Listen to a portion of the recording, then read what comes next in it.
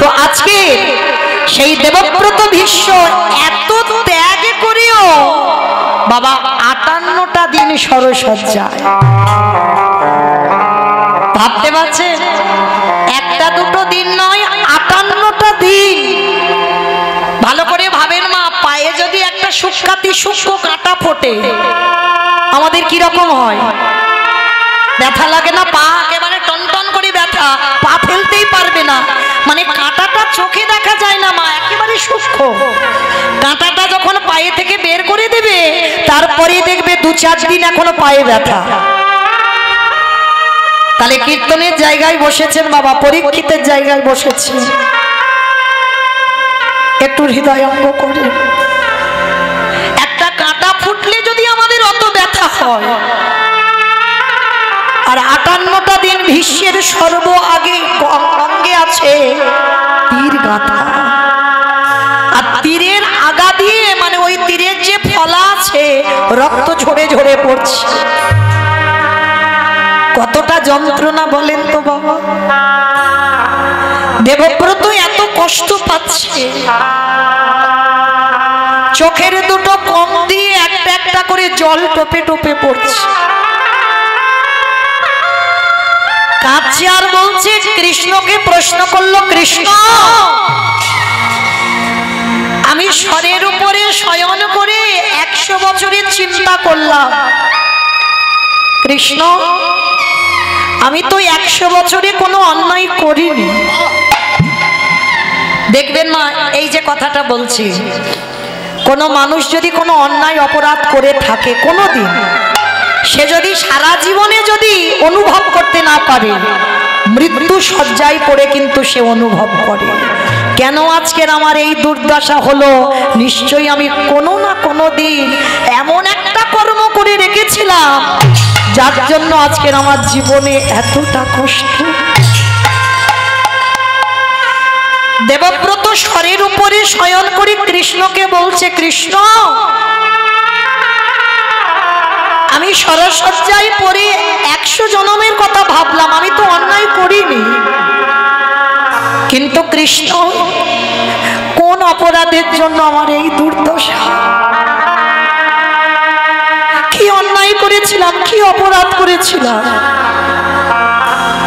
কথাটা শোনার সঙ্গে সঙ্গে ভগবান বলছে, পিতামহ 100 জনম যখন গেছো আর একটু আগিয়ে যাও, তাহলে তুমি বুঝতে পেরে যাবে। ভীষ্ম 101 জনমে চিন্তা করলো, আর যখনই চিন্তা করেছে বাবা দেখতে পেল পিতামহ ভীষ্ম সেই জনমে এক দেশের রাজা ছিল, আর রাজাদের একটাই কর্ম বাবা মৃগয়া শিকার। তা দেবব্রত সেই রাজা হয়ে 101 জনম আগে মৃগয়া শিকারে গেছে, আর মৃগয়া শিকারে গিয়ে বাবা হঠাৎ দেখে না রাস্তার উপরে একটা সর্প শয়নে আছে। বাবা সর্পটা কিন্তু অন্যায় করেনি, সেটা ধর্ম করে যাচ্ছে, সে তো অন্যায় করেনি, সে তো তার ছোবলও দেয়নি, কামড়ায়নি, রাস্তায় তার আশ্রয়, রাস্তায় শয়নে আছে। আর ওই রাজা কি করেছিল জানো? তীরের আঘাতে করে তুলে ওই সাপটাকে একেবারে ছুঁড়ে ফেলে দিয়েছে, আর এমন করে ছুঁড়ে দিল একেবারে বাবা ফণি মনসা ছিল, সেই ফণি মনসার গায়ে গিয়ে সাপটা আটকে গেল। যারা দেখেছেন মা ফণি মনসা কত কাঁটা গায়ে, যখন সাপটা আটকে গেল প্রত্যেকটা সাপের গায়ে ওই ফণি মনসার কাঁটাগুলো ঢুকেছে, রক্ত ঝরে ঝরে পড়ছে। সর্পটা কেঁদে কেঁদে বলল, প্রভু আমি তো কোনো অন্যায় করিনি, আমি তো কোনো অধর্ম করিনি, বিনা অপরাধে আমাকে এইভাবে শাস্তি। আর মা সাপটা কাঁটাতে পড়েছে, বল সাপটা কাঁটাতে পড়েছে মানে কি সঙ্গে সঙ্গে মৃত্যু হবে? সাপের গায়ে থেকে রক্তগুলো পড়ছে, তখনই ওই সর্প কেঁদে কেঁদে বলেছিল, শোনো রাজন, একদিনে যদি আমি ভগবত সেবা করে থাকি, একদিনে যদি আমি আমার ভগবানকে ডেকে থাকি, আমি তোমায় অভিশাপ দিলাম, আমার মতো করে তোমার এইভাবে সর্ব অঙ্গ থেকে রক্ত ঝরবে। আজ আমার অঙ্গে যেমন কাটা বিধি আছে, এই রকম করে তোমার অঙ্গে একদিন না একদিন কাটা বিধে থাকবে থাকবে থাকবে। যেই না স্মরণ করেছে বাবা পিতামহ ভীষ্ম চমকে উঠেছে। কৃষ্ণ হেসে বলল, কি ব্যাপার, মনে পড়েছে? পঞ্চ পাণ্ডব এসেছে, দাদুর এত কষ্ট হচ্ছে, আর ভীষ্মর তো ইচ্ছা মৃত্যু বাবা। বারবার দাদুকে বলছে, দাদু তুমি এবার মরে যাও, তোমার এই কষ্ট আমি আর দেখতে পাচ্ছি না, তুমি এবার মরে যাও। দেখবেন মা, আমাদের ঘরেও যদি কেউ কষ্ট পায়, হয়তো অসুস্থ হয়ে বিছানা সজ্জা হয়েছে, ডাক্তার হয়তো বলে দিয়েছে একে রুগীকে নিয়ে চলে যাও, বেশি দিন আর থাকবে না। যখন রুগীটা খুব কষ্ট পায়, পায়খানা প্রস্রাব করে বিছানায়, আমরা আত্মীয় পরিজনরা ভগবানের কাছে বলি না, ঠাকুর এবার মানুষটাকে তুলে নাও। পিতামহ ভীষ্ম এতটাই কষ্ট পাচ্ছে, যুধিষ্ঠির বলছে, দাদু তুমি এবার মরে যাও। কারণ ভীষ্মর তো ইচ্ছা মৃত্যু বাবা, মনে করলে মরবি আর মনে না করলে মরবে না। যার জন্য পঞ্চ পাণ্ডব বলছে, দাদু তুমি মরে যাও। ভীষ্ম বলছে, আমি যে মরবো, আমি তো মরেও শান্তি পাবো না। কেন দাদু তুমি মরে শান্তি পাবে না? তোমার তো ইচ্ছা মৃত্যু, মরে শান্তি পাবে না কেন? তাহলে পাবো কি করে? আমি যে অন্যায় করে রেখেছি। কার কাছে? বলে কেন? তোমাদের দ্রৌপদী, দ্রৌপদীর কাছে ভীষ্ম ঘোর অন্যায় করে রেখেছে। কবে জানো মা? যেদিন কুরু সভায় দ্রৌপদীকে পণে রেখেছিল বাবা, পাশাখালায় পাণ্ডবরা যখন হেরে গেল, আর দ্রৌপদী তো তখন রজশালায় ছিল ঘরের মধ্যে। আর যখনই যুধিষ্ঠির মহারাজ সর্বস্ব দিয়ে দিল, তখনই দুর্যোধন দুঃশাসনকে আদেশ দিয়েছিল, যাও এক্ষুনি ঘরের মধ্যে গিয়ে দ্রৌপদীর চুলের মুষ্টাটা ধরে টানতে টানতে নিয়ে এসো। আচ্ছা বাবা, এই জায়গাটায় আপনারা কোনোদিন অনুভব করেছেন যে পক্ষে কৃষ্ণ রয় সে পক্ষের কি পরাজিত হয়? তাহলে যাদের সঙ্গে কৃষ্ণ থাকে তারা কেন পরাজিত হবে? তাহলে পাণ্ডবদের দলে যখন কৃষ্ণ রইল, তাহলে পাণ্ডবরা হারলো কেন পাশা খেলায়? কি বাবা, কুরুক্ষেত্রের মাঠ থেকে যাদেরকে জয়ী করে ফেরালো, পাশা খেলায় কি জয়ী করাতে পারতো না? এ প্রশ্নটা আমার নয় বাবা, আপনাদেরও নয়। দ্বারকায় কৃষ্ণ সখা উদ্ধব করেছিল। উদ্ধব কৃষ্ণকে প্রশ্ন, এক হলো বাবা ভক্তের অহংকার, আর একটি বস্তু হলো কোন ভক্তের চোখের জল। ভগবান বললেন, যদি জলে দিয়ে আমায় ডাকে, আমি তোর হৃদয়টা গলে যায়, আমি থাকতে পারি না। আর অহংকার করে যদি কেউ একবার ডাকে, আমি সারা জীবনের মতো তার অহংকার মাটিতে মিশিয়ে দিই। তার প্রমাণ তো পাণ্ডবরা। কারণ বাবা, যখন পাশা খেলা হবে, যখন ঘোষণা হলো না, তখন দুর্যোধন এসে প্রস্তাব দিয়েছিল, আমি ভালো খেলতে পারি না, আমার হয়ে আমার শকুনি মামা খেলবে। আর সেই জায়গাতে দাঁড়িয়ে যুধিষ্ঠির অহংকার করে বলেছিল, দুর্যোধন তুমি খেলতে পারো না, তাই তোমার মামা খেলবে, কিন্তু আমি তো খেলতে পারি, আমার কারোর প্রয়োজন লাগবে না। ভগবান যখনই কথাটা শুনেছি, সঙ্গে সঙ্গে চমকে উঠেছে। ভগবান দাঁড়িয়ে দাঁড়িয়ে চোখে এলো জল। যুধিষ্ঠির, একবার তো তুমি বলতে পারতে, দুর্যোধন তোমার হয়ে যখন শকুনি মামা খেলবে, আমার হয়ে আমার বাসুদেব কৃষ্ণ খেলবে। তুমি যদি একবার বলতে, তাহলে কি আজকে তোমাদের এই দুর্দশা হতো? তাহলে তোমার অহংকারের জন্য। এমনকি যুধিষ্ঠির বলছে আমার বাসুদেব কৃষ্ণ এখানে থাকবে না, এত বড় অহংকারের কথা। আমার কৃষ্ণ দয়াময় বলছে ঠিক আছে যুধিষ্ঠির দাদা, আমি এর আশেপাশেই থাকবো না, আমি এখান থেকে বেরিয়ে যাচ্ছি, তোমরাই খেলো, যেহেতু তোমরা খেলতে জানো। আর দুর্যোধন খেলতে জানে না, ওর হয়ে ওর মামাই খেলে। ভগবান তো অভিমান করে চলে গেল গো। যার জন্য যুধিষ্ঠির জায়গা জমি ঘর বাড়ি টাকা পয়সা সোনা দানা সব দিয়ে দিল, শেষে 4 ভাইকে বাজিয়ে দিল, শেষে নিজেও বাজি রেখে দিল। আর যখন কিছু ছিল না, শেষ সম্বল ছিল দ্রৌপদী, দ্রৌপদীকেও বাজি রাখলো। যখনই দ্রৌপদীকে বাজি রাখলো, এটাই তো চেয়েছিল দুর্যোধন। দুঃশাসন ঘরে গিয়ে দ্রৌপদীর চুলের মুষ্টিটা ধরে টেনে আনলো কুরুসভায়। আর কুরুসভায় একটা নারীকে দাঁড় করিয়ে সবার প্রথমে তার বক্ষের কাপড়টাকে ধরেছিল। মনে রেখো বাবা, অত বড় মহাভারতের যুদ্ধটা হলো শুধু কিন্তু একটা নারীর অপমানের বদলা নেবার জন্য। এই নারী শুধু ভোগের নয় বাবা, নারী ভজনের, নারী সাধনার, নারী আরাধনার। যে যেমন ভাবে চালনা করে, কেউ যদি মনে করে নারী ভোগে, তার কাছে ভোগে, কিন্তু নারী সাধনা, নারী ভজনে। দ্রৌপদী সভার মাঝখানে দাঁড় করিয়েছে। রথী মহারথীরা, পঞ্চ পাণ্ডব, দাদু ভীষ্ম, দ্রোণাচার্য সব দাঁড়িয়ে আছে।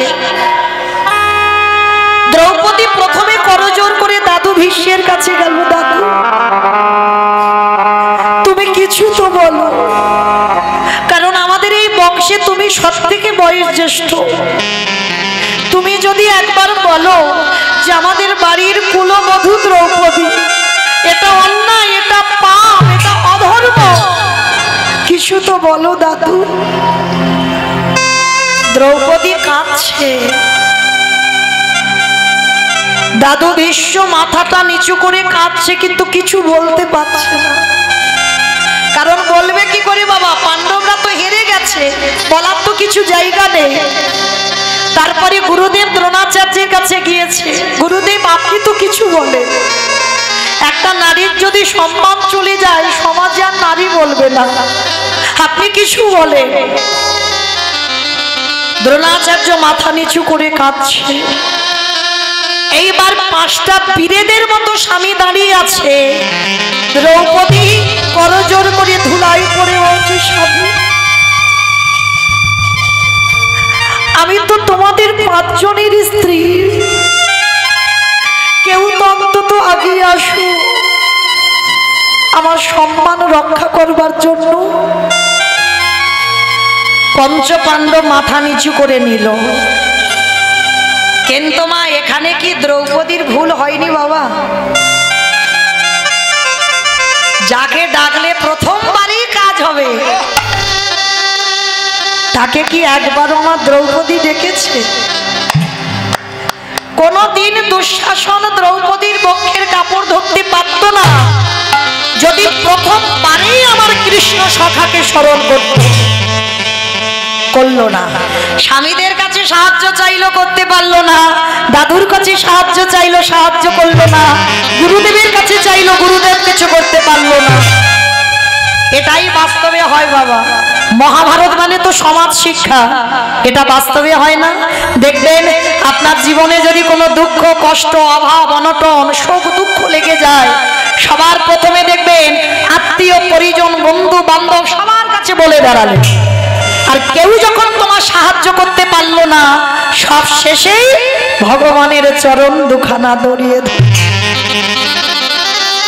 এটাই দ্রৌপদী প্রমাণ করলো, সমাজকে শিক্ষা দিল। দ্রৌপদীকে যখন কেউ সাহায্য করলো না, তখন দ্রৌপদী কেঁদে বলে উঠলো, ও তার মানে তোমরা শুধু আমাকে দেখবে আমি অপমানিত হব?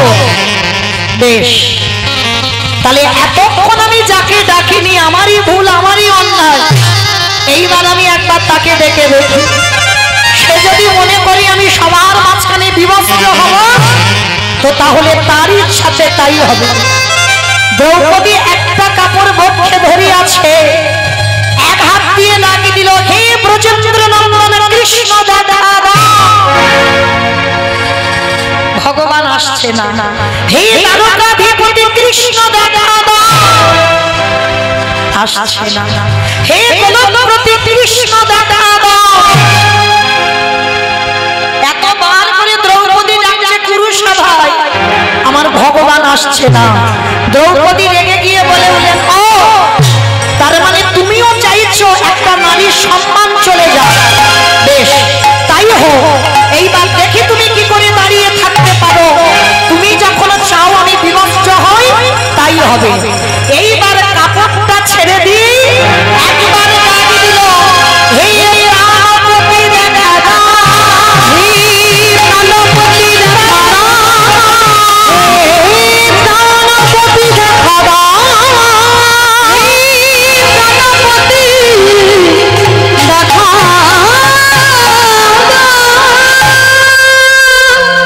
যেই না বললাম প্রাণপতি দেখা দাও, ভগবান আঙুল থেকে কাপড়টা খুলছে।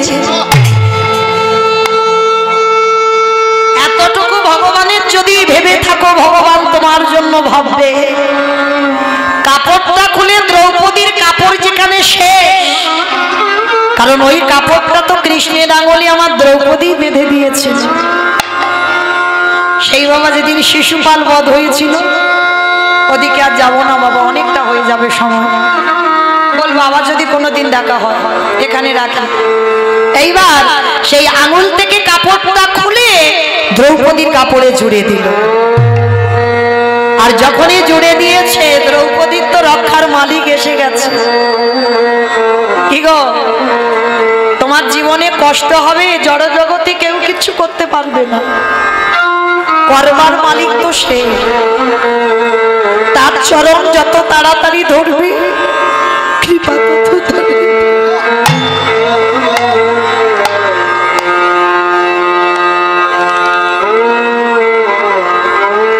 এইবারে যেই না দ্রৌপদী দেখছে কৃষ্ণ দাঁড়িয়ে কাপড় দিচ্ছে, দ্রৌপদী জিজ্ঞাসা করল, সখা তুমি আসতে এত দেরি করলে কেন গো? ভগবান চোখের জলটা মুছে বলে, সখী আমি দেরি করিনি, তুমি আমায় ডাকতে দেরি করেছো।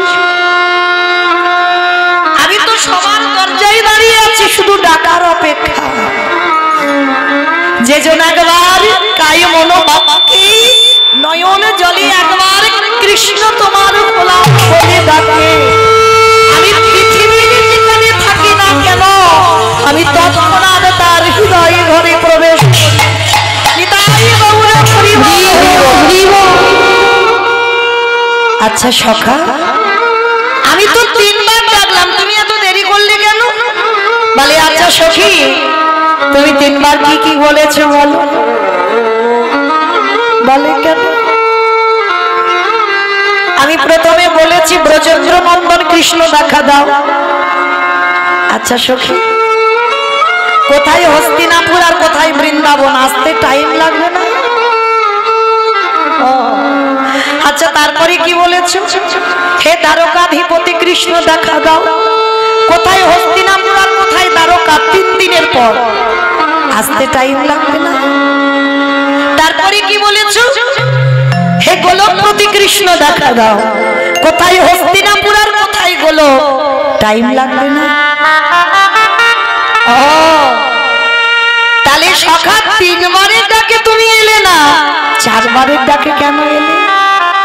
বলে সখী তুমি বড্ড বোকা, 4 বারে তুমি কি বলে ডাকলে বলো?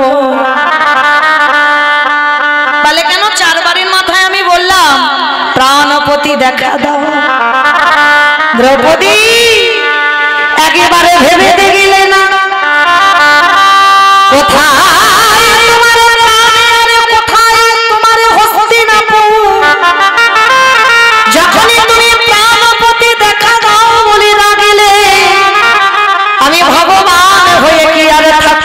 দ্রৌপদী আবার নববীরা ভক্তিতে শেষে বললেন আত্মনিবেদন। আরে যে জন একবার আমার চরণে বসে একবারে দুটো বাহু উত্তোলন করি আত্মনিবেদন করতে পারে, আমি ভগবান হই, আমি পৃথিবীর যেখানে থাকি না কেন, আমি ভক্তের দাদা, আমি প্রভু যেজন আমার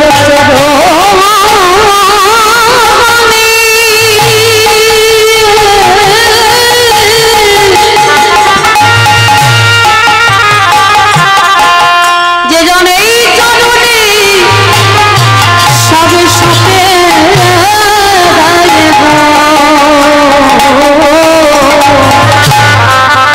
আমি তাদের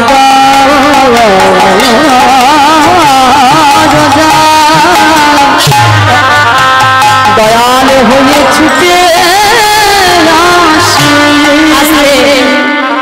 তাই পিতামহ ভীষ্ম দ্রৌপদীর কাছে অন্যায় করেছিল। দ্রৌপদী প্রশ্ন করেছিল, দাদু ও দাদু, আজকে তুমি সরসজ্জায় বসে সরসজ্জায় পড়ে আমার পঞ্চ পাঁচ স্বামীদের ধর্ম কি করে চালনা করতে হয়, রাজ্য কি করে চালনা করতে হয় তুমি শেখাচ্ছ।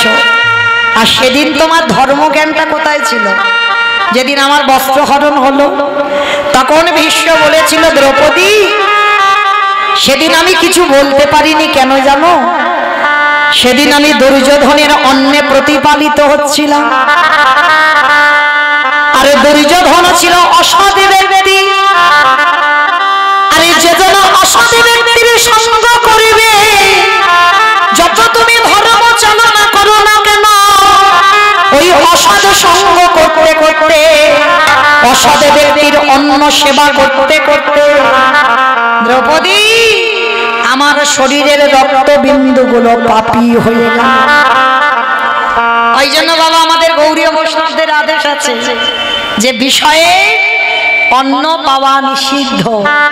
যারা ঘোর বিষয়ী, মানে সারাদিন বিষয়ের চিন্তা, মানে টাকা জমাতে হবে, ছেলে পুলে ভালো থাকবে, একটা ভালো ঘর বানাতে হবে, একটা লজ তৈরি করতে হবে, যারা সর্বদাই এর মধ্যে ডুবে থাকে, ভগবান বলছে যারা বিষয়ের মধ্যে থাকে তাদের যত না পাপ হবে, যারা বিষয়ের ভাবনা ভাবে তার থেকে বাবা তার 1000 গুণে পাপ হবে। এই ভাবনা ভাবাটাই অপরাধ। তাহলে আজকের ভীষ্ম প্রমাণ দিল বাবা দুর্যোধনের অন্ন খেয়ে পাপ হয়ে গেছে, তাই তো সেদিন সৎ কথা বার হয়নি। তা দ্রৌপদী বলছে আজকের কি করে বার হচ্ছে দাদু? বলে দ্রৌপদী তীরের আগা থেকে রক্তগুলো ঝরে ঝরে, মানে শরীরে যত বদ রক্ত ছিল সব বেরিয়ে গেছে, আর এখন যতটুকু রক্ত আছে এটা সতের রক্ত, আর সতের রক্ত আছে বলে আমার মুখ থেকে সব কথা বার হচ্ছে। এইবার দাদুকে তো ক্ষমা করে দিল বাবা, দাদু মরতে পারছিল না কেন? দক্ষিণায়ন চলছিল, আর দক্ষিণায়ন চলাকালীন যদি কোনো ব্যক্তি মারা যায় তাকে বাবা আবার মনুষ্য জীবনে আসতে হবে, আর উত্তরায়ণ চলাকালীন যদি কেউ স্বাভাবিকভাবে দেহ ত্যাগ করে তাকে দেহলেই মনুষ্য লোকে নয়, তাকে দেবলোকে যেতে হবে। তা ভীষ্ম তো জানে দক্ষিণায়ন চলছে, আমি এখন মরবো না, মরতে হলে উত্তরায়ণে গিয়ে মরবো। তা যেই না উত্তরায়ণ করলো, কৃষ্ণ বুঝতে পেরে গেছে ভীষ্ম এবার দেহ ত্যাগ করবে। তা যুধিষ্ঠির বলছে দাদু এবার মরে যাও। বলে মরবো কি করে? যারে আসবার কথা ছিল সে তো এখনো এলো না। বাবা শেখে ওই যে বাঁকা করে বাঁকা হাতে কালো শশী বলেছিল ভীষ্মের মৃত্যুর সময় আমি সরসজ্জার পাশে দাঁড়াবো, ভগবান দাঁড়ায় আছে। ভীষ্ম সরসজ্জায় পড়ে মাথাটা তুলে দেখলো কৃষ্ণ দয়াময় আছে। কিরে বাইরে কেন? দরজা খোলা, ভিতরে আয়। কারণ ভীষ্ম তো যেমন তেমন ব্যক্তি নন।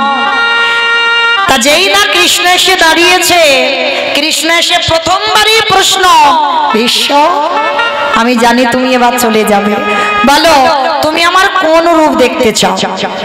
তুমি তো দেহত্যাগ করবে, তুমি আমার বৃন্দাবনের কৃষ্ণ রূপে দেখবে, না মথুরার কৃষ্ণ রূপে দেখবে, না দ্বারকার কৃষ্ণ রূপে দেখবে? বলো কোন রূপে তুমি দেখতে চাও? ভীষ্ম কেঁদে বলল, কৃষ্ণ দয়াময়, একান্ত যদি তুমি আমার রূপে দেখাতে চাও, বৃন্দাবনের কৃষ্ণ রূপে দেখতে চাই না, আমি মথুরার কৃষ্ণ রূপে দেখতে চাই না, আমি দ্বারকার কৃষ্ণ রূপে দেখতে চাই না। ও মা, সবাই তোমার বৃন্দাবনের রূপটা দেখে, গোপবেশরে বেণুক সারে নব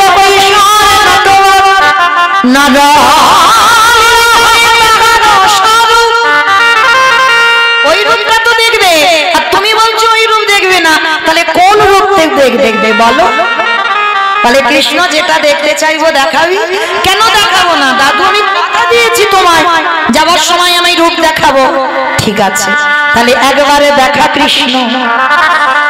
ওই বৃন্দাবনের কৃষ্ণ নয়, মথুরার কৃষ্ণ নয়, দ্বারকার কৃষ্ণ নয়, তাহলে কোন কৃষ্ণ আবার? তাহলে কেন কৃষ্ণ? ওই কুরুক্ষেত্রের রণাঙ্গনে ওই যে অর্জুনের সারথি হয়ে তুই যে ঘোড়ার লাগাম সামনে ধরে রইলি, অর্জুনের মাথায় ছাতা রইল, কিন্তু তোর মাথায় ছাতা রইল না। অর্জুন বসে আছে উপরে, তুই দাঁড়িয়ে আছিস নিচে। আমি সত্য ত্রেতা দাপরিতে দেখলাম প্রতিটা যুগে যুগে ভক্ত ভগবানের নিচে বসে কাঁদে। আর কুরুক্ষেত্রের রণাঙ্গনে আমারে দেখে কি মনে হলো জানি? তুই যেন অর্জুনের রাতের সারথি হই আমার ভগবান বসে ওই ভক্তের আমি ওই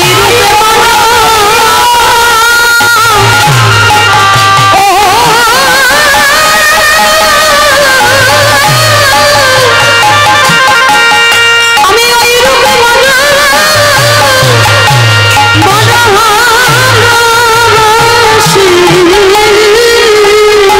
যেন ভগবান বসে ওই ভক্তে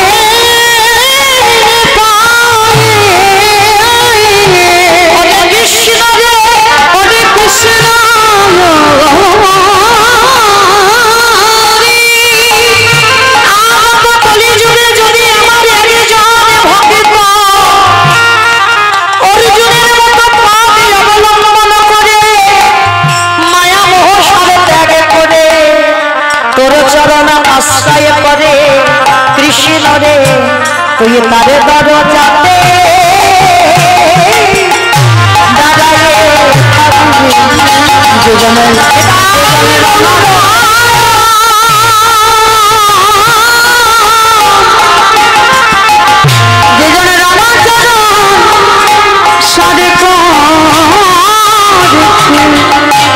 তুই তারে দরজা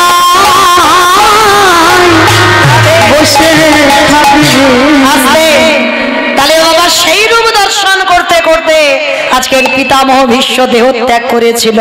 তাহলে এইটুকু শুনলাম কেন না, এই ভীষ্মের চরিত্র শুনে বুঝলাম বাবা এত বড় বৈষ্ণব হয়েও কর্মফল তাকে ছাড়েনি। ছেড়ে কি বাবা? ছাড়েনি। তাহলে ভগবান নিজে নিজেকে ছাড়লো না, রাধারানীকে ছাড়লো না, নিজের মাকেও ছাড়লো না। দেখো সেই যে নবদ্বীপের মাটিতে সচিমা অপরাধ করেছিল, বৈষ্ণব অপরাধ, কি বাবা যেখানে ছিলাম আবার সেখানে ফিরে এলাম, তো মনে পড়ছে? নিতাই চাঁদ বলছে, ভাই কি অন্যায় করেছিল মা? বলে কেন দাদা তোমার মনে নেই? মা যে অন্যায়টা করেছিল কার কাছে জানো? ত্রিলোকের যিনি সব থেকে বড় বৈষ্ণব। বাবা ত্রিলোকের বড় বৈষ্ণব কে? পরম বৈষ্ণব বাবা ভোলানাথ। হরি বল। আর ওই ভোলানাথের সেবা কিন্তু আমার কৃষ্ণ করে। যেমন আমরা কৃষ্ণ পূজা করি আর কৃষ্ণ পূজা করে ভোলানাথে। তার মানে কত বড় বৈষ্ণব দেখেন। কারণ ভগবান বলেছে না, আমা হতে নাম বড়, নাম হতে ভক্ত বড়, ভক্ত হতে ভক্তের পদ ভোলা আরো বড়। তাই তো ভক্তের চরণ সেবা করে ভগবান।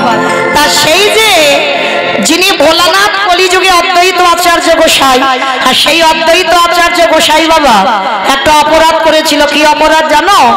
সচিমার কোলে যে ভগবান আসবে সেইটা চিনবার জন্য সচিমার কোলে যে কটা ছেলে মেয়ে হয়েছিল সব কটাকে প্রণাম করেছিল। প্রথমে 8টা মেয়ে হলো, 8টা মেয়েকে প্রণাম করলো, সচিমার কোলে বসেই মরে গেল। নবম গর্ভে বিশ্বরূপ এলো, তাকে প্রণাম করলো, 16 বছর বয়সে সন্ন্যাসী হয়ে চলে গেল।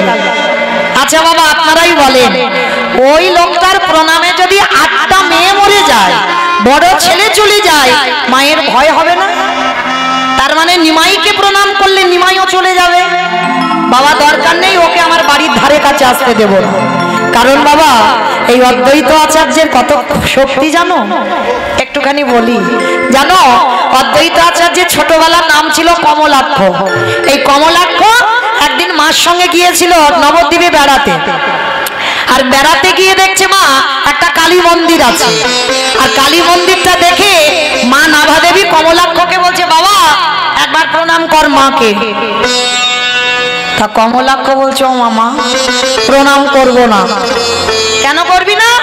বলে, ও মা যদি আমি প্রণাম করি তাহলে মূর্তি এক্ষুনি দ্বিখণ্ডিত হয়ে যাবে। তা মা বলছে, তুই কি নিজেকে বড় সাধক মনে করিস?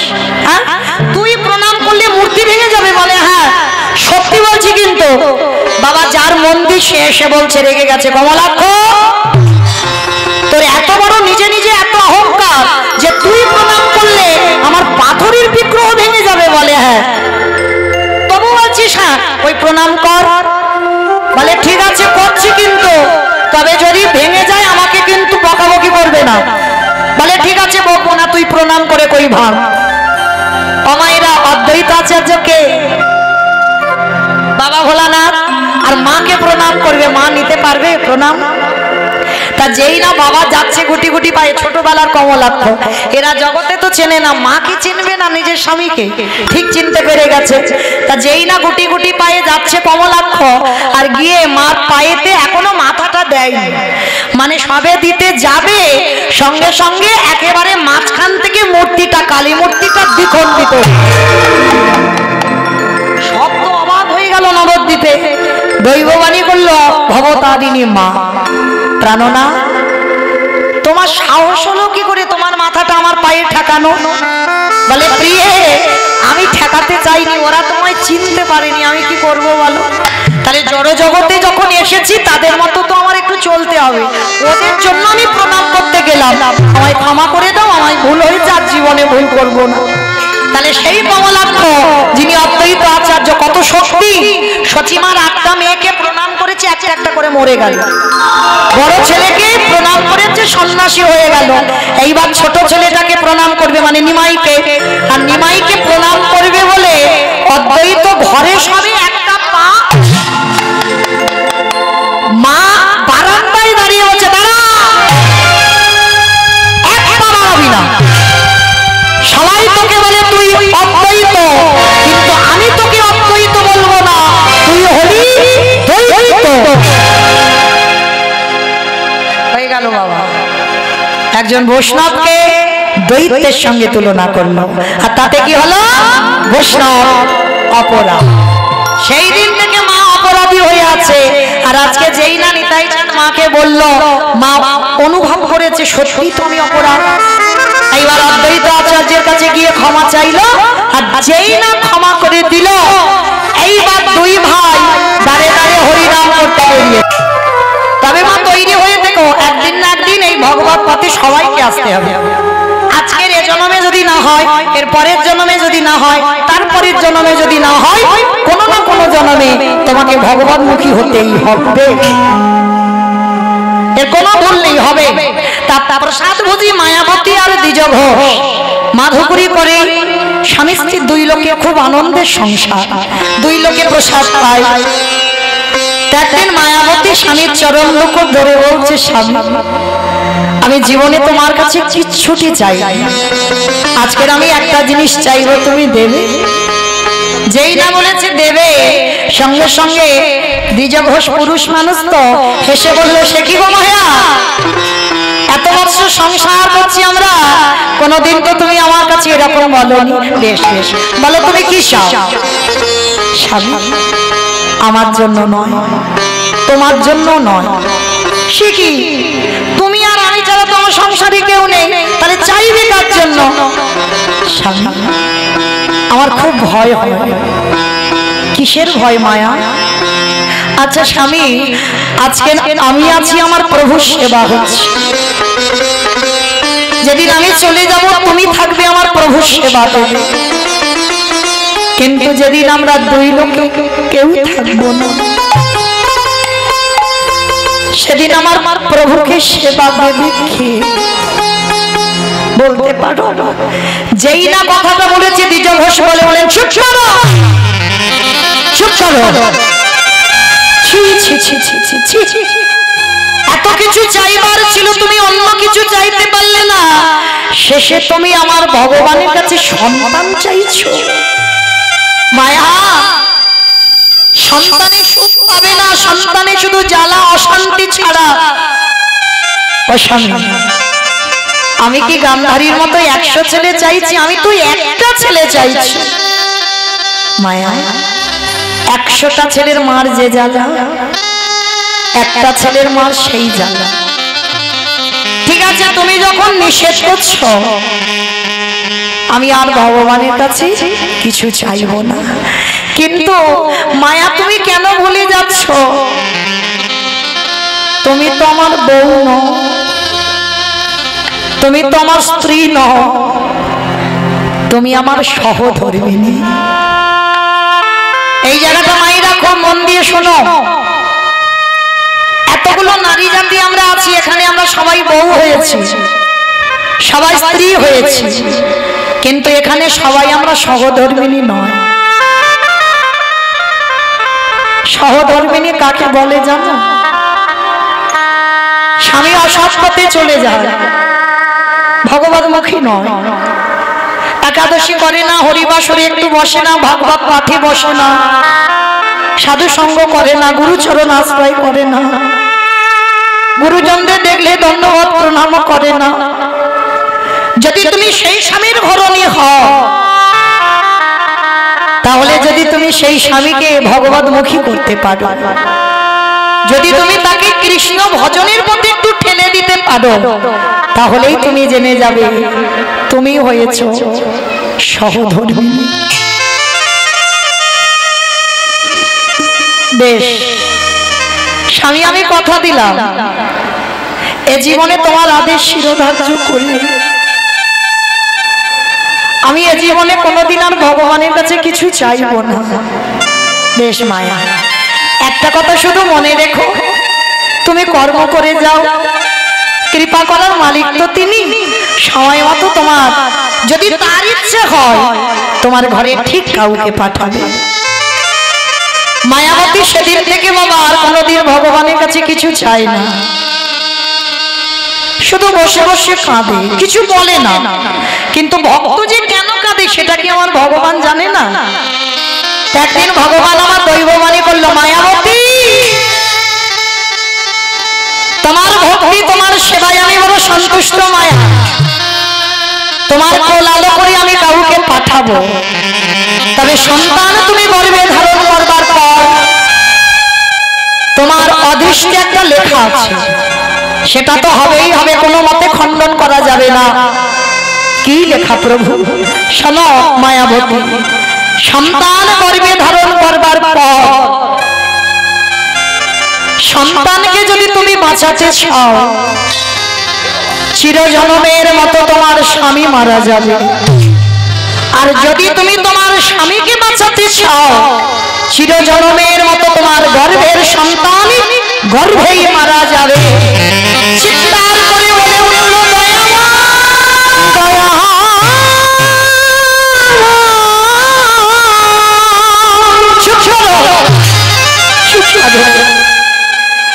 সন্তান চেয়েছি আমার জন্য নয়, আমি তোমার সেবার জন্য, আর তোমার সেবার জন্য সারা জীবন আমাকে বৈধব্য জ্বালা পেতে হবে। মায়া, এটা তুমি জন্ম থেকে নিয়ে এসেছো, তোমার কপালে লেখা আছে, কোনো মতেই তুমি খণ্ডন করতে পারবে না। কিন্তু আমি তোমাকে বললাম, তোমার ভক্তিতে বলো তুমি কাকে চাও।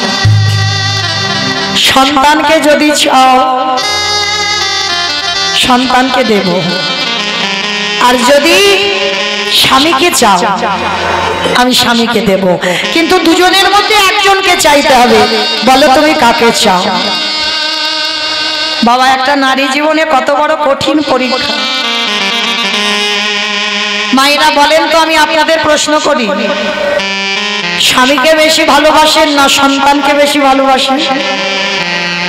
ভেবে বলবেন। কিন্তু এখানে আমরা কেউ ওই স্বামী ভাসুর শ্বশুর এখানে কেউ বসে নেই, আমরা সবাই কৃষ্ণ দাস। আর কৃষ্ণ দাসের মতো কথাটা বলবেন, কাকে বেশি ভালোবাসেন? সন্তান? সবাই সন্তান? কেউ কেউ বলছে আবার স্বামী, আবার কেউ কেউ বলছে দুজন। এই দুজন বলা মানে তো যাতে দুজনে চটে না যায়, তাই না? দুজনের মন ডাকছে, কিন্তু না,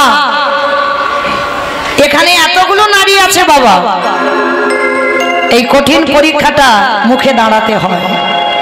একদিকে স্বামী, একদিকে সন্তান, কিন্তু অনেকে বলছে স্বামী ভালোবাসি, কিন্তু অনেকে বলতে পারছে না। কেন জানো বাবা? তার স্বামী কিন্তু তার দিকে তাকিয়ে আছে যে আমার বউটা কি বলে দেখি। যদি একবার বলে আমি ছেলে ভালোবাসি, কালকে থেকে মৌমিতার কীর্তন শোনার ব্যবস্থা হয়ে যাবে।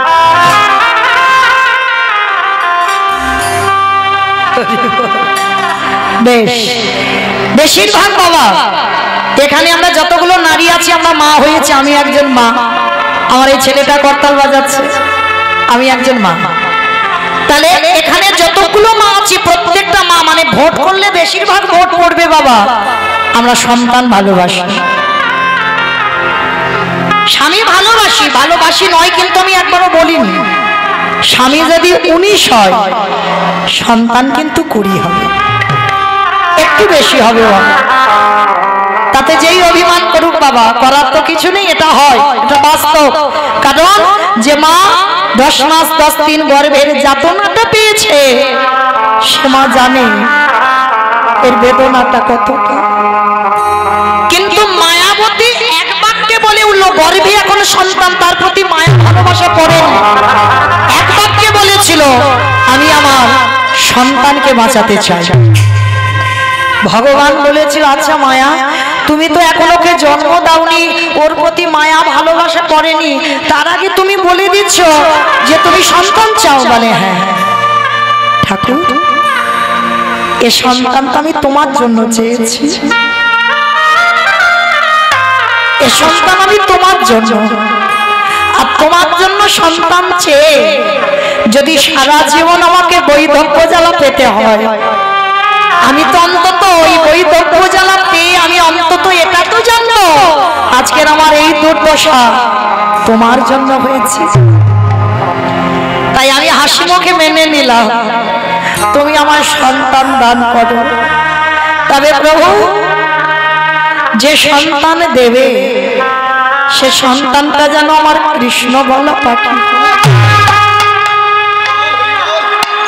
এই জায়গাটা আমার একটু শুনবেন মন দিয়ে, কেমন? আচ্ছা বলে তোমার সন্তান কেন?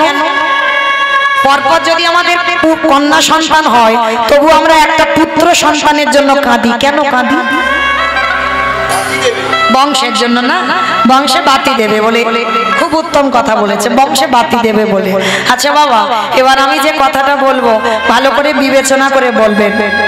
এই যে বংশে বাতি দেওয়ার জন্য সন্তান, তাহলে সন্তানটা যে বংশে বাতি দেবে সে বাতি দেওয়ার ছেলেটা তৈরি করতে হবে না?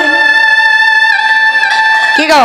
না হলে আমার মৃত্যুর পর আমার রাধা মাধবের সেবার ওই মন্দিরে যে প্রদীপ দেবে সে কি জানবে বাবা প্রদীপ দিতে?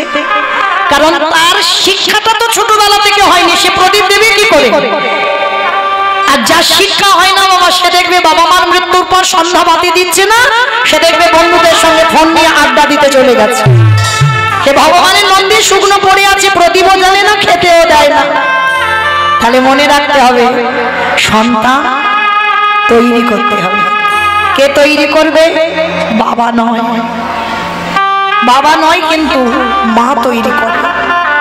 বাবা হলো বীজ, মা হলো ক্ষেত্র বা মাটি। যে বীজটা বপন করে দেওয়া হলো, মাটি যদি নোনা লেগে যায় মাটির ফসল জীবনে ভালো হবে না। মায়েরা এই মায়ের কথা বলতে গিয়ে একটা কথা মনে পড়ে গেল, সন্তান তো আমরা চাইতে জানি না স্বামীর কাছে, তাহলে একটা ভালো ছেলের মা হব কি করে? সময় জ্ঞান নাই, তিথির জ্ঞান নাই, বারের জ্ঞান নাই, তাহলে কি করি আমরা কৃষ্ণ ভক্ত সন্তানের মা হবার আশা করি? এগুলো তো আগে মানতে হবে, তারপরে তো তুমি কৃষ্ণ ভক্তের মা হতে পারবে। আমি কথাটা বলবো, মনে মনে করে দেখবেন বাবা। এখানে যারা শাস্ত্রজ্ঞানী, যারা তত্ত্বজ্ঞানী তারা জানবেন, কশ্যপ মুনির 4টে স্ত্রী ছিল, 4টে পাটরানী, দিতি, অদিতি, কপুরু, বিনতা, 4টে ছিল পাটরানী। আর 4টে পাটরানীকে রেখে এই কশ্যপ মুনি 12 বছর তপস্যায় চলে গিয়েছিল। আর 12 বছর যখন তপস্যায় গেল, 4টে রানী বাবা ঘরে বসে বসে কেঁদেছিল। কেন কেঁদেছিল জানো না? দেখবে মা, একটা নারীর যদি সব সুখ হয়, যদি একটা সুখ না থাকে, সে সারা জীবন কাঁদে। বলো তোমার সেটা কি? সন্তান। তা 4 জন বসে বসে কাঁদছে, আর কশ্যপ মুনি তপস্যায় বসে বাবা, আর তপস্যায় ভালো করে মন বসছে না। তা 12 বছর পরে ফিরে এসে ডাকছে, বড় রানী, মেজ রানী, সেজ রানী, ছোট রানী, এদিকে এসো। কি হয়েছে তোমাদের? তোমরা 4 জনে বসে বসে কাঁদছো, আর ওদিকে আমার তপস্যা করতে পারছি না, তপস্যা ভঙ্গ হয়ে যাচ্ছে। তার 4টে রানী এসে বলছে, স্বামী, আমরা 4 জনে তোমার কাছে সন্তানের জননী হতে চাই। কশ্যপ মুনি হেসে বলল, দেখো আমি তো যোগী পুরুষ, আমি কারোর ঔরসজাত সন্তান দিতে পারবো না। মানে আপনাদের আমাদের যেমন সন্তান হয় তেমন সন্তান দিতে পারবে না। আর এরা এমনই যোগী পুরুষ ছিল, এরা যদি স্পর্শ করে পরশে সন্তানের জননী হবে। তা কশ্যপ মুনি 4 জনকে বলছে, যাও তোমরা 4 জনে মা হবে, যাও তোমরা 4 জনে স্নান করে এসো, গঙ্গা স্নান করে এসো, আর আমার কাছে এলে তোমরা যেমন যেমন ছেলে চাইবে আমি তোমাদের তেমন তেমন ছেলে দেব। তার 4 জন রানী স্নান করে এসেছে। প্রথম বড় রানী এসেছে অদিতি। অদিতিকে ডেকে বলছে, অদিতি বলো তুমি কেমন ছেলে চাও? অদিতি স্বামীর কাছে গিয়ে বলছে, স্বামী, সন্তান যদি আমার গর্ভে দিতে হয়, এমনই সন্তান দাও যার জন্য যেন আমার জগৎ জোড়ার নাম ডাক হয়। কশ্যপ মুনি মাথায় হাত দিয়ে বর দিল, তথাস্তু তাই হবে। তোমার গর্ভে যারা আসবে তারা হবে স্বর্গের এক একটা দেবতা। দেবতাদের মায়ের নাম হলো অদিতি। হরি বল। এইবার মেজ রানীকে রেখেছে, ও মেজ রানী, এদিকে এসো, বলো তুমি কেমন ছেলে চাও? আর দেখবেন মা, এক নারী আর এক নারীকেই হিংসে করে। একটা পুরুষ কিন্তু করে না, কিন্তু একটা নারী যত একটা নারীকে হিংসে করে। তা বড় রানী বাবা দিতিকে যেই না দেখেছে, দিতি রেগে গিয়ে বলছে, আমি আর কি চাইবো বলো? ভালো ভালো তো বড় দিদিকে দিয়ে দিলে, আমার ভাগে আর কিচ্ছু আছে? আরে বাবা, তুমি অত রেগে যাচ্ছ কেন? আমি তো বলেছি যে যেমন যেমন ছেলে চাইবে তেমন তেমনই দেব। তা তুমি বলে তো দেখো তোমার কেমন ছেলে লাগবে। ঠিক আছে, তাহলে দিতে যদি হয় আমার এমন ছেলে দাও যেন বড়দিদির থেকে আমার ছেলেরা যেন দ্বিগুণ শক্তিশালী হয়। বাবা ভালো করে লক্ষ্য করুন, এক নারীর হিংসায় কোথায় যাচ্ছে সব। আমার এমন ছেলে দাও যেন বড়দিদির ছেলে থেকে আমার ছেলেরা শক্তিশালী। কশ্যপ মুনি মাথায় হাত দিয়ে আশীর্বাদ দিল, তথাস্তু তাই হবে। তোমার গর্ভে যারা আসবে তারা সবাই হবে স্বর্গে এক একটা অসুর। মনে রেখো বাবা, বাবা একটা, মার গন্ডগোলে ছেলে তৈরি হচ্ছে, বাবার গন্ডগোল নয়। তাহলে দেখো, বাবার কাছে যেমন চেয়েছে তেমন তো দিচ্ছে। তাহলে দুটো মা দুরকম সন্তান চাইলো। এইবার 3 নম্বরের রানীটা, সে তো রেগে রণচণ্ডী হয়ে গেল। তৃতীয় রানীকে ডাকছে কশ্যপ মুনি, সেজ রানী, ও সেজ রানী, এদিকে এসো, বলো তুমি কেমন ছেলে চাও? সে তো আগে থেকে রেগে রেডি হয়ে আছে, আমি আর কি চাইবো বলো? মাথাটা তো বড় দিদি আর মেজ দিদি নিয়ে নিল, আমার বাকি আর কিছু আছে? আরে বাবা তুমি অত যদি রেগে যাও তা আমার কাছে সন্তান চাইবে কি করে? আমি তো কথা দিয়েছি যে যেমন চাইবে আমি তাকে তেমন মনের আশা পূর্ণ করব। বলো তুমি কেমন ছেলে চাও? তার 3 নম্বরের রানীটা কদ্রু, তা কদ্রুমা রেগে গিয়ে বলছে ঠিক আছে, তাহলে সন্তান যদি দিতে হয় বড় দিদির মতো ছেলে লাগবে না, মেজ দিদির মতো ছেলে লাগবে না, তাহলে আমার গর্ভে এমনই ছেলে দেবে যাদেরকে দেখে শুধু বড় দিদির ছেলে নয়, মেজ দিদির ছেলে নয়, গোটা পৃথিবীর মানুষ যেন ভয়ে থরথর করে কাঁপে। আমার স্বামী বর দেবে কি সে আগে থেকে লাফিয়ে উঠে।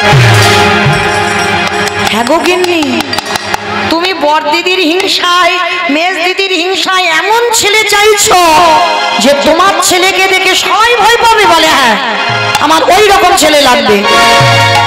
করার কিচ্ছু নেই, বলেছে যে যেমন চাইবে তাকে তেমন দেবে। আশীর্বাদ দিল তোমার গর্ভে যারা আসবে তারা হবে সবাই এক একটা বিষধর সাপ। যত রকমের পৃথিবীতে সাপ আছে সাপেদের মা হলো কদ্রুমা। তাহলে দেখো 3টে রানী 3 রকম সন্তান চাইলো, বাবা কিন্তু একটা, বাবা আলাদা নয়। এই যে মহালয়ের সময় বাবা দেবতা অসুরদের যুদ্ধ হয় না, ওরা কিন্তু অন্য কেউ নয়, সব ভাই ভাই, মাগুলো আলাদা কিন্তু বাবা একটা। হরি বল। তাহলে 3টে রানী হয়ে গেল। আর ছোট রানীটা কি জানো নাম বললাম? বিনতা। সবার পিছনে দাঁড়িয়ে আছে। আর বিনতার পূর্ণ নাম বলে ডাকতো না, বিনতাটা খুব আদরের ছিল কশ্যপ মুনি। আর যাদের একটু বড় বড় নাম হয় ছোট করে নামটা বলে, বলে না? যেমন আমার নাম মৌমিতা, আমার আদর করে আমার মা ডাক দেয় মৌ বলে, এই যে ছোট করে নামটা ঠিক এই রকম। তাহলে বাবা অনেক অনেক প্রিয় মানুষের কাছে এই মৌ বলে ডাকে, ছোট করে নামটা। তা বিনতাকে বিনতা বলে না, স্বামী আদর করে বিনু বলে ডাকে।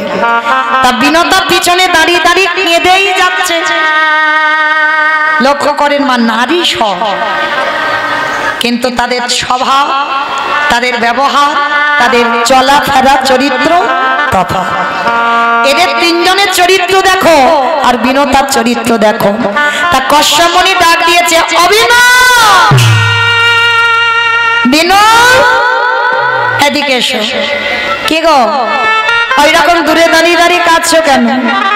ও বুঝেছি, বড় দিদি নিয়ে নিল, মেজ দিদি নিয়ে নিল, শেষ দিদি নিয়ে নিল, আর তোমার বেলায় কিছু নেই ওই জন্য কাঁদছো না?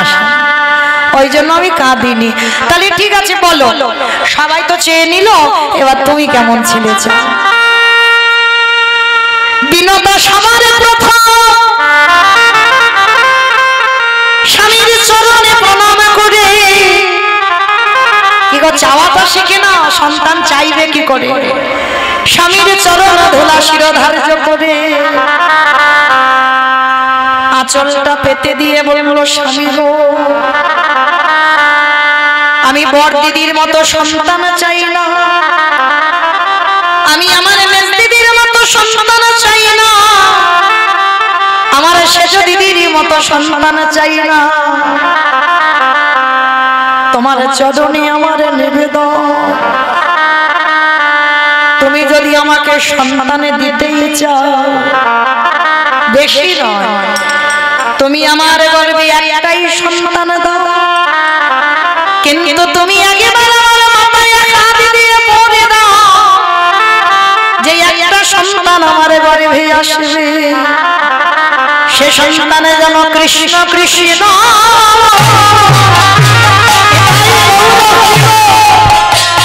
কৃষ্ণ বলে দিবে মারে, আমি অন্য সন্তান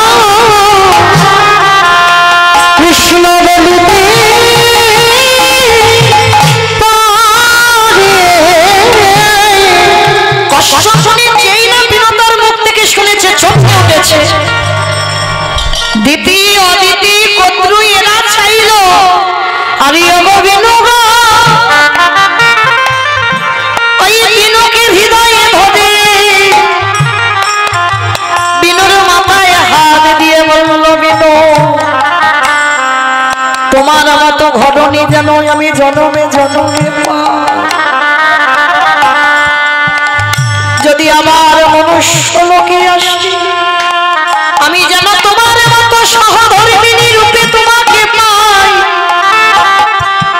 আর এই যে তুমি আমার কাছে কৃষ্ণ বলা সন্তান চাইলে আমি তোমার মাথায় হাত দিয়ে দুটো সন্তানের বর দিলাম। বেশি না, বর দিদি মেয়ে দিদি শেষ দিদির মতো নয়, দুটো সন্তান হবে।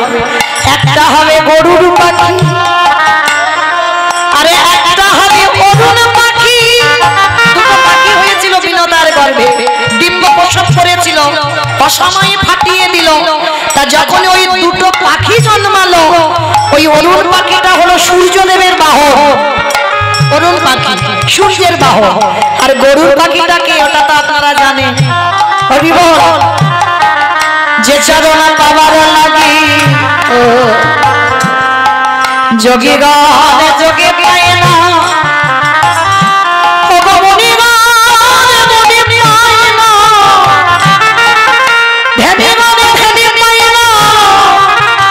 সেই গরুর পাখি নারায়ণকে কাঁধে নিয়ে চড়ে বেড়ায়। গরুর পাখি নারায়ণকে কাঁধে নিয়ে বই বেড়াই তো, আর কাঁধে যখন নেয় নারায়ণের চরণ দুটো কোথায় পড়বে? আরে তো চরণ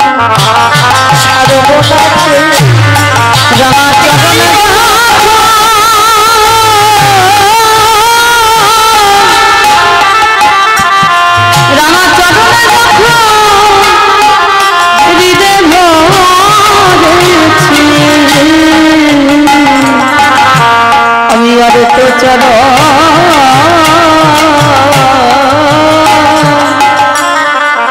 চরণ ছাড়ব না রে। তাহলে মায়েরা এইটুকু শুনে আমরা কি বুঝলাম? নারী সবাই, কিন্তু তফাৎ আছে।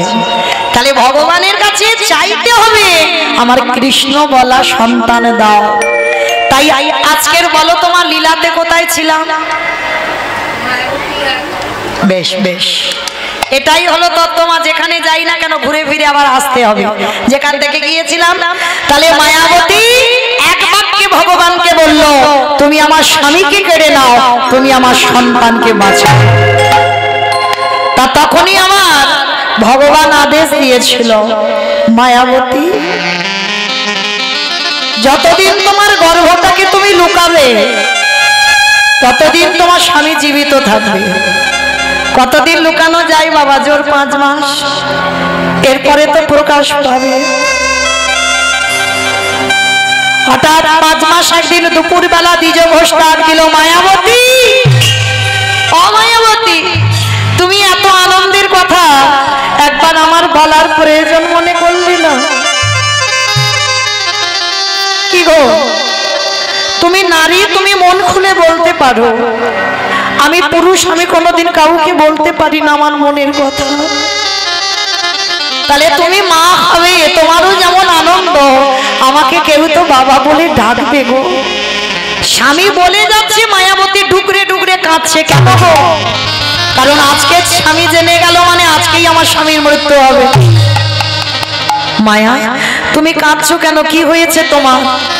স্বামী, আমার এই অদৃষ্টে লেখা আছে, তুমি এই যে সন্তানের কথা আজকে জেনে গেলেই আজই দৈব দুর্ঘটনায় তোমার মৃত্যু হয়ে যাবে। কথাটা বলা শেষ, অজানা জ্বর এসে দ্বিজ ঘোষের শরীরে প্রবেশ করল। হঠাৎ দ্বিজ ঘোষের শরীরে বুকের যন্ত্রণা, হঠাৎ ধুলায় লুটিয়ে পড়ল। মায়াবতী, মায়াবতী, মায়াবতী, শোনো মায়া, আর আমি বেশিক্ষণ বাঁচবো না। তোমার অদৃষ্টে লেখা অনুযায়ী আমাকে চলে যেতে হবে। কিন্তু মায়া, আমার মৃত্যুর পর আমি জেনে যাচ্ছি আমার সন্তান তোমার গর্ভে। তুমি কথা দাও, আমার মৃত্যুর পর এই সমাজ তোমাকে বলবে দ্বিচারী, এই সমাজ তোমাকে বলবে কলঙ্কিনী। বলে বলো, কিন্তু কথা দাও, যে সন্তান তোমার গর্ভে রেখে গেলাম, এই সন্তান ভূমিষ্ঠ হওয়ার পর ওকে করে তুলবে তুমি কৃষ্ণ ভক্ত। কথাটা বলে দ্বিজ ঘোষে মৃত্যু।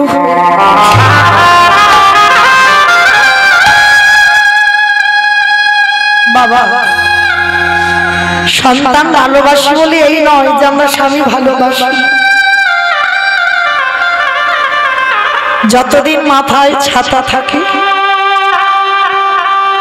ততদিন কিছু অনুভব হয় না, আর যেদিন তোমার মাথা থেকে ছাতাটা চলে যাবে, কিছু না করলেও যদি ঘরের কোণেও বসে থাকে এটাও অনেক, কিন্তু যেদিন চলে যাবে সেদিন তোমার চারিদিকটা অন্ধকার হয়ে যাবে। গর্ভবতী মা যখন গ্রামের লোক জেনে গেল দ্বিজ ঘোষ মরে গেছে, গ্রামের লোক সবাই ছুটে এসেছে, তুই দ্বিচারিণী, তুই কলঙ্কিনী, তুই অসতী, তোর পাপের কথা শুনে তো তোর স্বামীটা মরল। মায়াবতী কাউকে বোঝাতে পারল না, কাউকে বললে কেউ তো শুনবে না গো, কারণ বহু বছর তো মা সন্তানের জননী হয়নি, আর যদি বা পেল স্বামী হারালো। স্বামীর মরা মাথাটা নিয়ে কাঁদছে। দয়াময়, তোমার কাছে তো আমি কোনোদিন বলিনি আমার সংসার দাও, আমি তো কোনোদিন বলিনি সংসারের জীবনে আমার সুখ দাও। তাহলে দিয়ে যদি তুমি সব কেড়ে নেবে, কে বলেছিল তোমায় আমার সন্তানে দিতে? ওগো দয়াময়,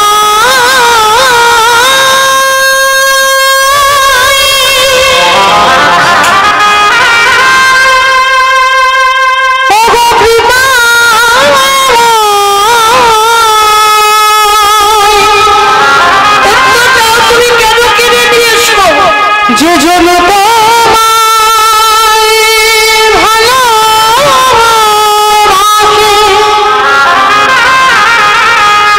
তারে কি এমনি করে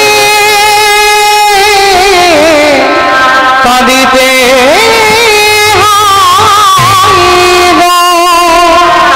কি অপরাধ করেছিলাম, কি দোষ করেছিলাম আমার ছেলে? ফিরিয়ে দাও আমার স্বামীকে, ফিরিয়ে দাও। কেন কেড়ে নিয়েছো আমার কাছ থেকে? নয়নে জলে ভোগ ভাসিয়ে কাঁদছে আমি সুখের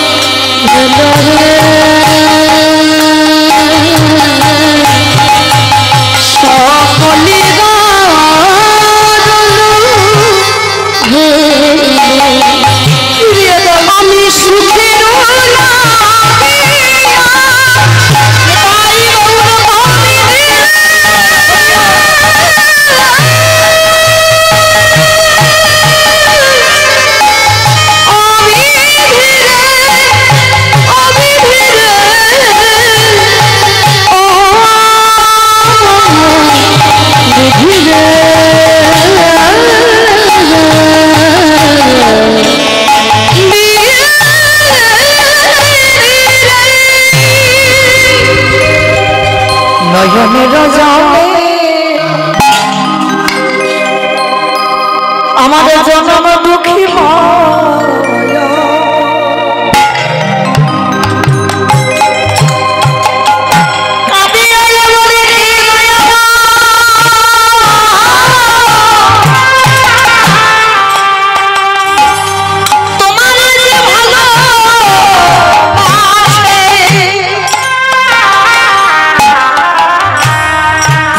জনমে জনম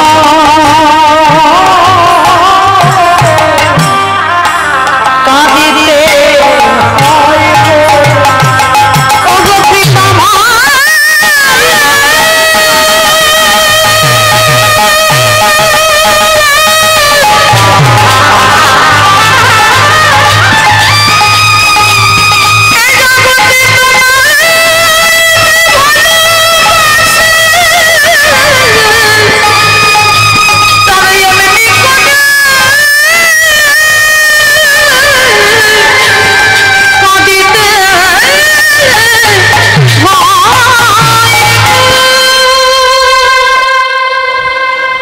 যে করে আমারা সে তারে করি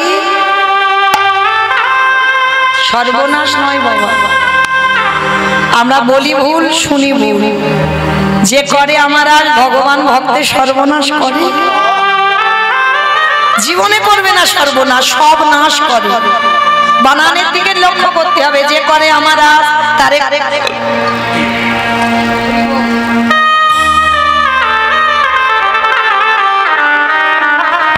করি সর্বনাশ আমরা বলি ওটা সর্বনাশ সর্বনাশ নয় তাহলে আজকে যে করে আমারা তারে করি সর্বনাশ কোন নাশের কথা বললো জায়গা জমি গাড়ি ঘর আত্মীয় পরিজন তুমি যারে সব থেকে বেশি ভালোবাসলে প্রথম ভগবান তাকে চিরজনমের মতো কেড়ে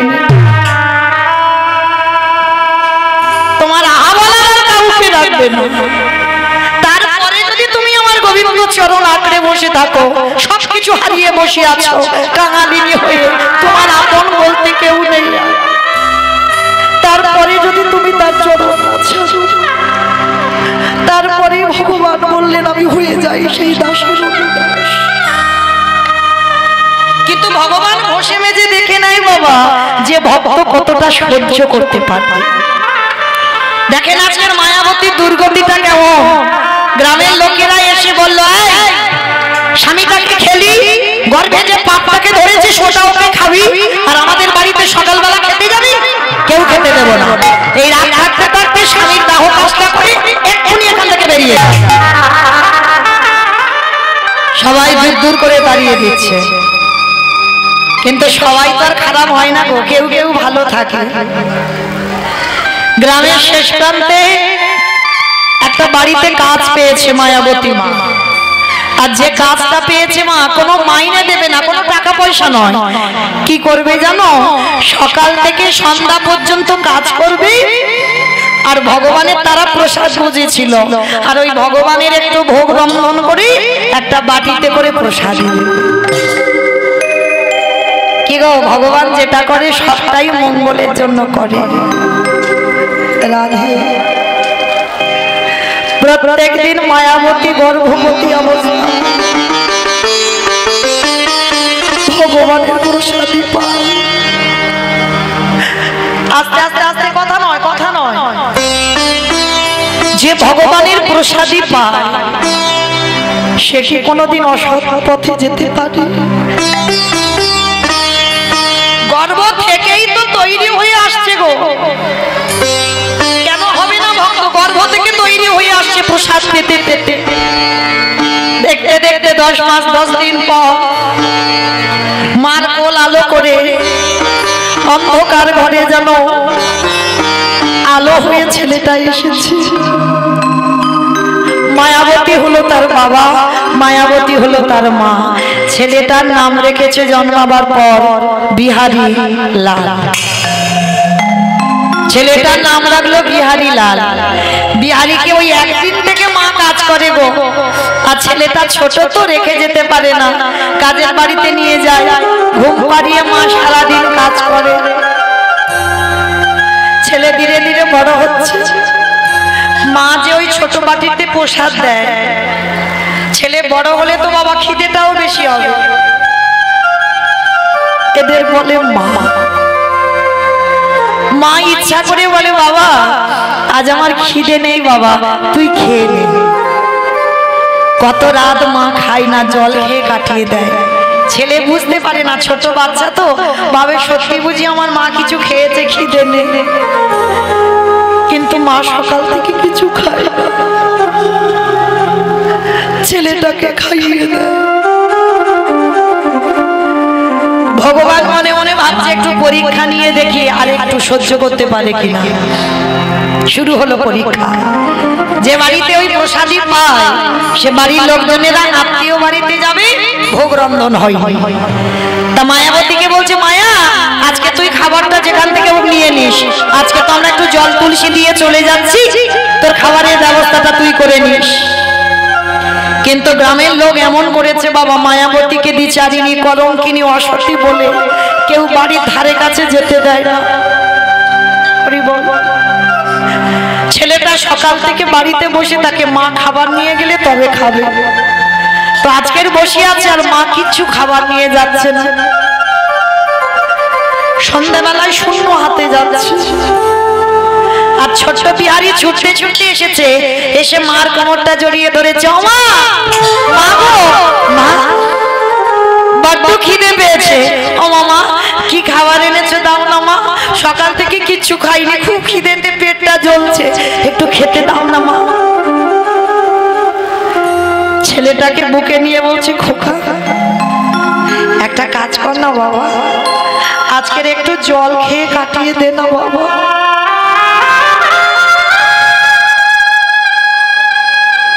ও মা সকাল থেকে তো শুধু জল খাচ্ছি, আমি আর কত জল খাবো বলো তো, আমার যে বড্ড খিদে পেয়েছে। কিন্তু বাবা আজকে তো আমি কিছু খাবার পাইনি রে বাবা, আয় আমার কোলের কাছে আয়, আমি তোর একটু মাথায় হাত বুলিয়ে দিই, তুই ঘুমিয়ে পড়। তা মা কি করেছে, মা তো বাৎসল্য প্রেম। দেখবে যে ছেলের ঘুম হয় না মার কাছে ছেলে বড় হয় না, কোনো দিন বড় হয় না। যে ছেলের ঘুম হয় না মা কোলের কাছে নিয়ে যদি একবার মাথায় হাত বুলিয়ে দেয়, ছেলে মার কোলের কাছে ঘুমিয়ে পড়ে। আর মা হাত বুলাতে বুলাতে ছেলে ঘুমিয়ে পড়েছে। মা মনে মনে ভাবছে আমি আছি বলে আমার ছেলেটার এত কষ্ট, আমি যদি চলে যাই ওর জীবন থেকে তাহলে ওর কষ্ট হবে না। কারণ যে সন্তানের বাবা মা কেউ থাকে না, অনাথ বলে তো অনেকে খেতে দেয়, তাহলে ওর বাবা নেই, আমি আছি বলে কেউ খেতে দিচ্ছে না। আমি একটা কাজ করি, ওই গঙ্গার জলে আমি আজকে ঝাঁপ দিয়ে আত্মহত্যা করব। আর আমি যদি মরে যাই কালকে থেকে আমার ছেলেটা তো খেতে পাবে।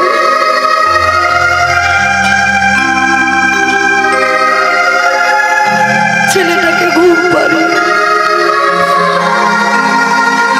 ভগবানের চরণে গিয়ে জানাচ্ছি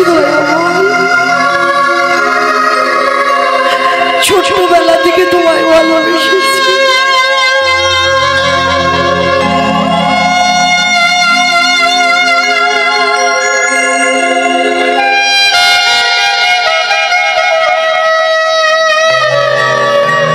ছোটবেলা থেকে তোমায় ডেকে এসেছি। প্রভু আমার ছেলেটাকে আমি রেখে যাচ্ছি, তুমি দেখো আমার ছেলেটা যেন শেষ সময় অন্তত তোমার কৃপা পায়। আমি আসি প্রভু, আমাকে বিদায় দাও। আর আমার ছেলেটাকে ঘুম পাড়িয়ে আমি চলে যাচ্ছি। মা ভগবানকে প্রণাম করে সবে এক পা দরজা থেকে তুলেছি। ছেলে ঘুম থেকে উঠে ছুটতে ছুটতে গিয়ে মার কোমরটা জড়িয়ে ধরে বলছে মা, মা তুমি কোথায় চলে যাচ্ছ?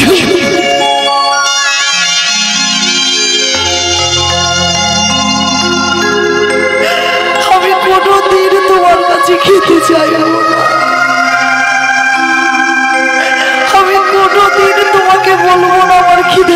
করেছি, কিন্তু তুমি আমায় ছেড়ে চলে যাও না। তুমি যদি চলে যাও, কি আমায় ভালোবাসবে, কি আমায় স্নান করাবে, কি আমায় ঘুম বানাবে?